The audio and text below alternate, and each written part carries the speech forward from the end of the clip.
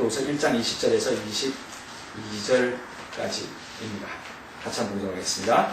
하나님의 약속은 얼마든지 그리스도 안에서 예가 되니 그런즉 그로 말미암아 우리가 아멘하여 하나님께 영광을 돌리게 되느니라. 우리를 너희와 함께 그리스도 안에서 굳건하게 하시고 우리에게 기름을 부으시는 하나님이시니 그가 또한 우리에게 인치시고 보증함으로 우리 마음에 성령을 주셨느니라. 아멘. 제가 여러분을 위해서 또 본문을 한 군데 읽도록 하겠습니다. 12장입니다. 고린도후서 12장. 이거는 서브텍스트인데 제가 여러분을 대신해서 읽어드리도록 하겠습니다. 12장 19절부터 제가 봉독해드리도록 하겠습니다. 이 본문의 텍스트는 사도 바울이 고린도에 있는 교인들한테 일종의 본면도 본면이기도 하고 또 어떻게 보면 변명이기도 하고 안타까운 마음으로 글을 이제 편지를 마무리하면서 쓴 내용입니다.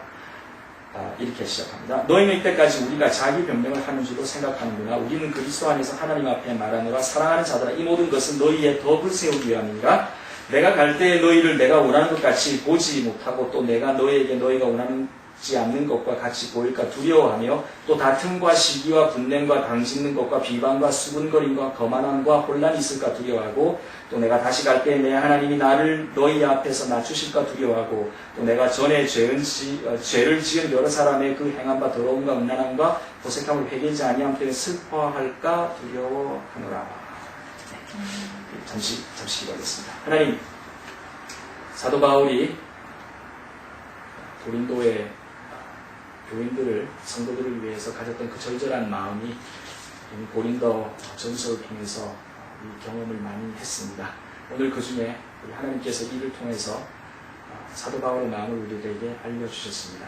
우리가 이를 통해서 하나님의 마음도 우리가 이해하고 하나님의 능력에 의해서, 하나님의 성령에 의해서 우리가 하나님의 사랑에 우리의 마음이 또한 열려지는 귀중한 계기가 되길 바라니 주님 지켜주셔서 예수님 이름으로 기도드립니다. 고린도후서를 읽다 보게 되면 한 가지 분명하게 드러나는 분위기가 있는데 그거는 지금 우리가 짧게 본문을 읽었지만 나중에 기회가 되시면 고린도후서를 아마 이번 주 중에 한번 읽으시면 참 재미있으실 것 같습니다. 제가 컨텍스트를 약간 설명해 드리면 아마 더 재미있으실 것 같은데 실제로 지금 이 본문을 읽다 보면은 사도 바울이 고린도 교인으로부터 느끼는 감정은 뭐냐면요, 배신의 감정이에요. 사실 이제 고린도후서는 종종 눈물의 편지라고 불리고 있습니다. 왜냐하면은 사도 바울이 이제 구구절절히 고린도 교인들을 향해서 너희들 도대체 왜 그러니 이런 심정으로 이제 글을 쓰고 있는 것이 보이기 때문에. 그래서 2장 4절에 고린도후서 2장 같은 경우 4절에 보게 되면 이렇게 얘기합니다. 바울 자신이 스스로 눈물을 흘리면서 이 편지를 쓰고 있다라고 고백도 하고요. 그리고 또 왜 눈물을 흘려야만 하는가에 대한 묘사도 사실은 12장 우리가 금방 읽었던 19절에서 21절까지 통해서 알 수가 있어요. 문제가 있던 겁니다. 고린도 교회 안에. 그 분위기를 우리가 좀 파악할 수 있는 겁니다. 그 문제가 뭐냐면은 분당을 짓는 것, 호색하는 것, 거짓말하는 것, 이런 여러 가지 문제들이 그 고린도 교회 안에서 일어났던 겁니다. 그래서 교회 분위기를 어느 정도 파악할 수 있어요. 그 고린도 교회. 그리고 12장의 본문, 우리가 읽었던 그 본문 전반적으로 보게 되면 사도 바울이 자신의 편지가 고린도인들에게 변명거리로 비춰질까봐 걱정도 하고 자신의 존재 자체가 정말 다툼과 시기와 분쟁과 당짓는 것과 중상모략 이런 것들에 대한 근거가 될까봐 걱정을 하고 있는 것을 보게 돼요.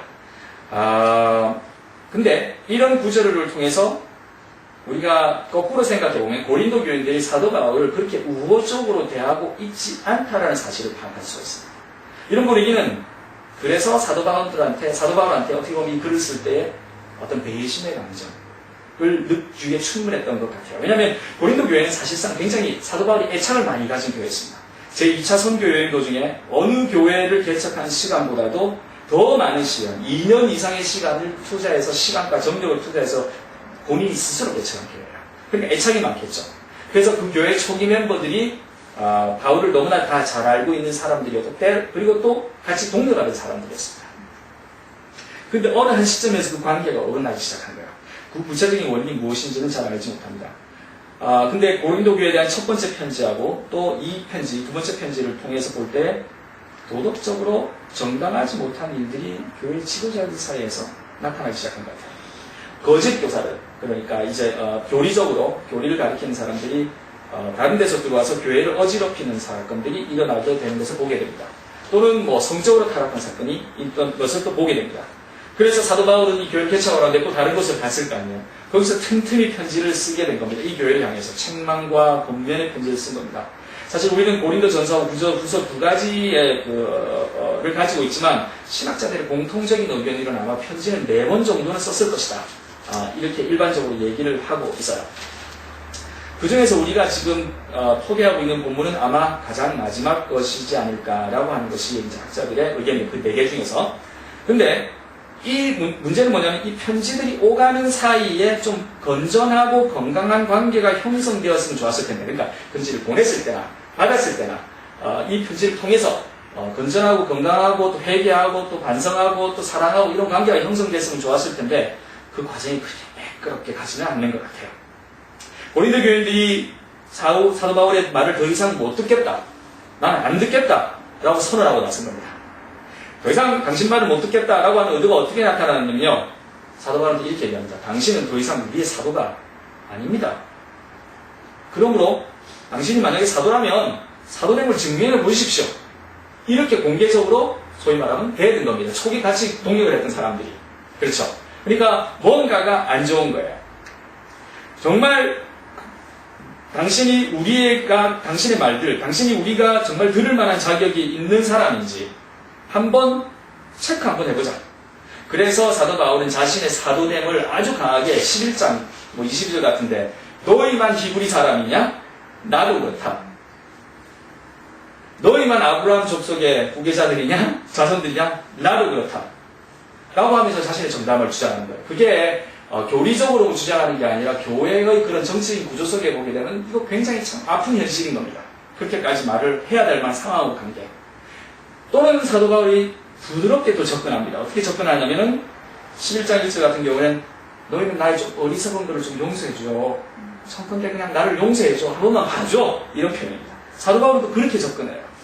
그리고 더 나아가서 10장 같은 경우 10장 10절에 이렇게 표현합니다. 저의 말, 자기의 약점이 있다는 걸 인정을 해요. 교인들이 이렇게 표현하죠. 저희 말이 그 편지들은 중하고 힘이 있으나 그 몸으로 대할 때는 약하고 말이 시원치 않다. 이게 무슨 말이냐면 글을 때는 사도 바울은 글 잘 쓰는데 설교할 때는 설교 못한다는 뜻이죠. 네. 그런 것들도 표현이 되고 그래 나 그렇게 말 못해 라고 다른 사람의 말을 빌려서 인정을 하는 장면도 나오긴 합니다. 어쨌든지 간에 사도 바울은 때로는 강하게 자신을 변호하고 때로는 부드럽게 반응하면서 그리고 달려가면서 분명히 자신이 고린도 교인들을 지도하는 리더였음을 강조하고 있어요. 근데 이런 거를 구차하게 해야 되는 사도 바울의 심정은 어땠을까? 라는 겁니다. 그것은 정말 절절한 배신과 섭섭함의 마음이 바닥저변에 깔려있을 것 같아요. 그가 자신의 수고를 드러내고 내가 이만큼 수고하고 고생했는데 하는 표현을 볼 때 많은 교회에서 봉사하시는 분들을 생각하게 됩니다. 인정받지 못하니까 사도 바울도 인간인 거예요. 그래서 그런 표현을 쓴 겁니다. 근데 놀라운 것은 이 절절한 실망과 배신의 감정 이면에서도 사도 바울은 결코 고린도 교인을 포기하지 않아요. 그리고 또 더 나아가서 너 잘났다 이렇게 하면서 정리하지도 않아요. 그렇게 하기보다는 설득하고 끊임없이 감싸고 하는 모습을 보이는 것은 왜일까요? 이 힘이 어디서 나올까? 그 근거가 오늘 본문으로 택한 1장 20절입니다. 내가 너의 목숨을 걸고 하나님을 불러 증언하게 하시노니 내가 다시 고린도에 가지 아니한 것은 너희를 아끼려 함이라. 우리가 20절 이렇게 나옵니다. 20절입니다. 하나님의 약속은 얼마든지 그리스도 안에서 이해가 되니 그런즉 그로 말미암아 우리가 아멘하여 하나님께 영광을 돌리게 되느니라. 우리를 너희와 함께 그리스도 안에 굳건하게 하시고 우리에게 기름을 부으시는 하나님이시니 그가 또한 우리에게 인치시고 보증하셨으므로 우리 마음에 성령을 주셨느니라. 고린도후서 1장에 이런 표현이 나와요. 요약은 이렇습니다. 우리의 관계는 하나님의 약속 안에서 이루어졌고 이 약속 안에 이루어진 것은 성령이 증거하기에 우리는 이렇게 갈등의 관계 안에 있을 수도 있지만 여전히 사랑과 신뢰의 관계이어야만 한다. 그리고 이것이 근거다라고 사도 바울이 얘기하는 겁니다. 다시 말하면 이런 겁니다. 내가 사도됨을 너는 안다. 성령이 네 마음에 있으면 성령이 얘기할 것이다. 그 성령님이 우리 약속의 보증인이시다 라는 것이 표현입니다. 그래서 첫 번째 사도 바울의 강조는 하나님의 약속이 그리스도 안에서 이루어졌다라고 하는 약속의 문제를 제기하고 있는 겁니다. 이거는 우리들끼리 계약을 맺은 관계가 아니라 하나님께서 주관하셔서 약속을 맺었기 때문에 당신이 나를 싫어해도 내가 당신한테 배신감을 느껴도 나는 당신하고 끝까지 갑니다 라는 전제가 되는 거예요.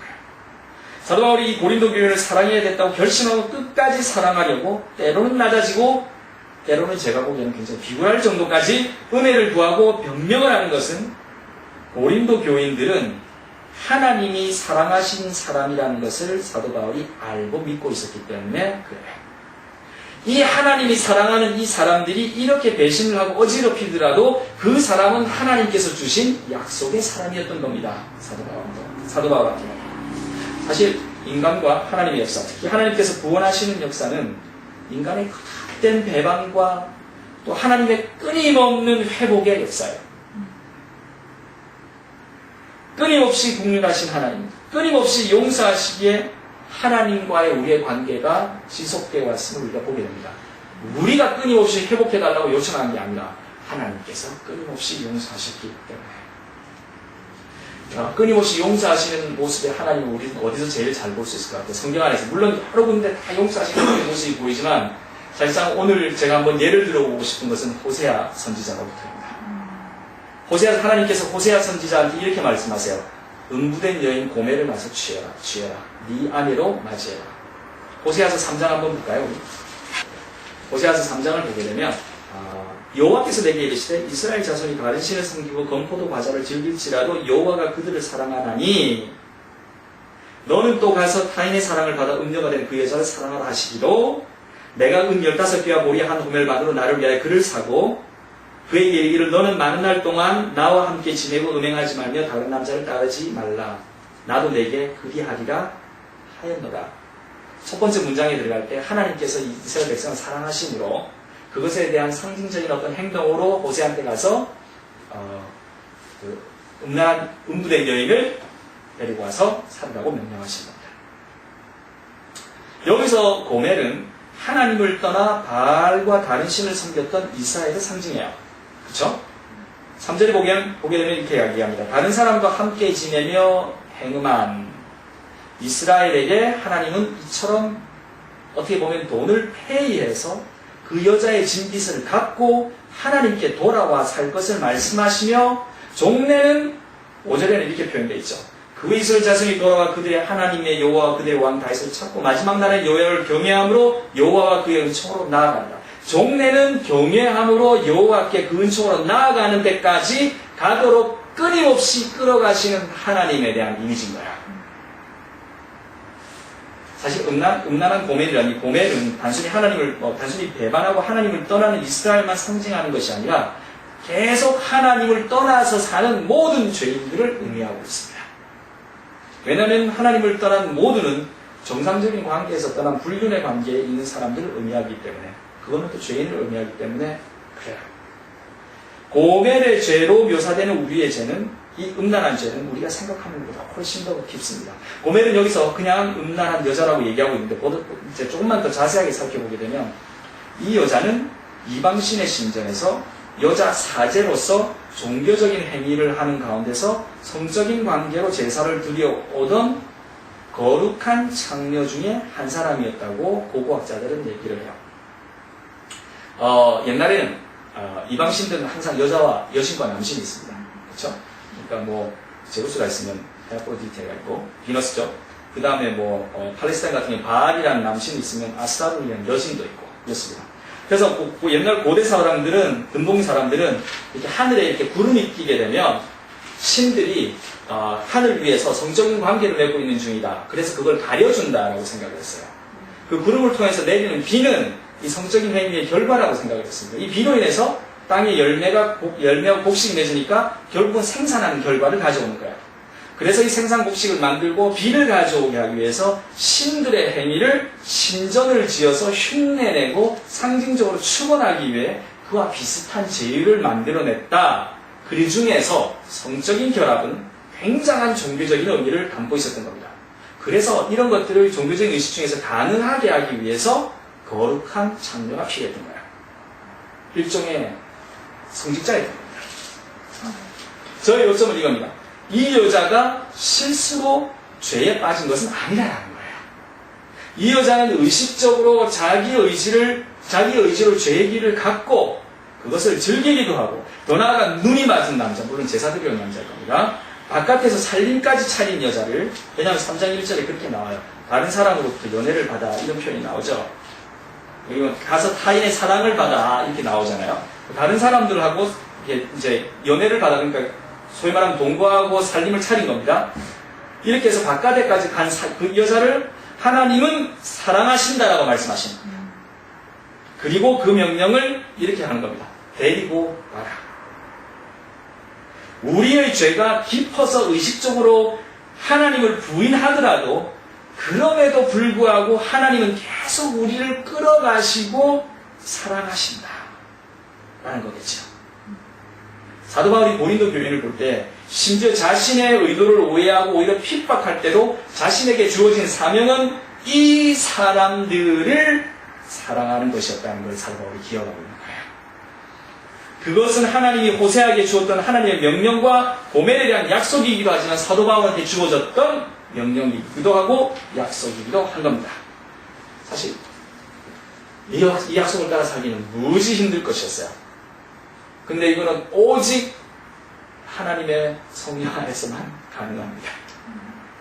사도 바울이 실천하고 있고, 그래서 어떻게 보면 성령 안에서, 하나님의 영 안에서 실천하기를 이 본문을 통해서 우리들한테 얘기하고 있는 거예요.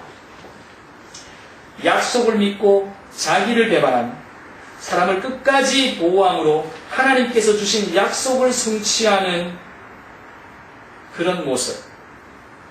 사도 바울은 그걸 행하고 싶어 하는 겁니다. 근데 성경 안에 보게 되면 아주 재밌는 구절들이 참 많이 있는데 오늘 제가 몇 가지를 좀 가지고 왔습니다. 이렇게 약속을 성취하는 데 있어서 도움을 주기도 하고, 정말 약속을 믿는 사람들은 우리가 흔히 알고 있는 믿음의 사람보다 다른 사람일 경우가 많은데 오늘은 그 예를 한번 들어볼게요. 누구냐면은 아브라함의 아내 사라입니다. 창세기 12장 한번 볼까요? 창세기 12장에 아주 재밌는 구절이 나오는데 창세기 12장입니다. 12장 4절에서 20장까지의 본문인데 그 중에서 10절부터 13절까지 제가 한번 읽어볼게요. 아브라함이 애굽으로 내려갔습니다. 근데 아브라함이 애굽으로 내려갔을 때 이집트의 왕이 아브라함의 아내인 사라한테 반한 겁니다. 자, 그때의 상황입니다. 그 땅에 기근이 들었으므로 아브라함이 애굽에 거류하려고 그리로 내려갔으니 이는 그 땅에 기근이 심하였습니다. 그가 애굽 가까이 이르렀을 때 그의 아내 사라에게 말하되 내가 알기에 그대는 아리따운 여인이라. 애굽 사람이 그대를 볼 때 이르기를 이는 그의 아내라 하여 나는 죽이고 그대는 살리리니 원하건대 그대는 나의 누이라 하라. 그러면 내가 그대로 말미암아 안전하고 내 목숨이 그대로 말미암아 보존되리라 하니라. 어메이징한 본문입니다. 아브라함이 아닌 거예요. 이 장면에서는. 아브라함이 이렇게 얘기하는 겁니다. 자기 아내한테. 자기야, 이제부터 자기는 내 아내라고 아니고 내 동생이야. 나 좀 살려줘. 이 말을 들었을 때 사라는 기분이 어땠을까요? 아니, 이 사람 정말 내 남편 맞아? 소위 믿음의 조상이 될 만한 사람인데 이 사람 정말 내 남편 맞아? 이런 상황이 됐을까 아닐까요? 오히려 또 사라는 더 나아가서 배신의 치를 떨지 않았을까요? 내가 이 사람을 어떻게 믿고 살아? 내가 사랑한다고 하나님께 정의 짝이라고 따라갔는데 지금 어려움에 처했다고 자기 목숨이 날아갈 것 같으니까 나한테 누이라라고 얘기하라고? 내가 이 사람 믿고 어떻게 살아? 이렇게 되겠죠. 근데 성경의 본문에는 사라가 반항한 흔적이 하나도 없어요. 물론 가부장적인 전통에서 세워진 성경 본문이라 여자의 반응이 안 적힐 수도 있습니다만 사라에 관한 반응은 지금 없습니다. 제가 보기에는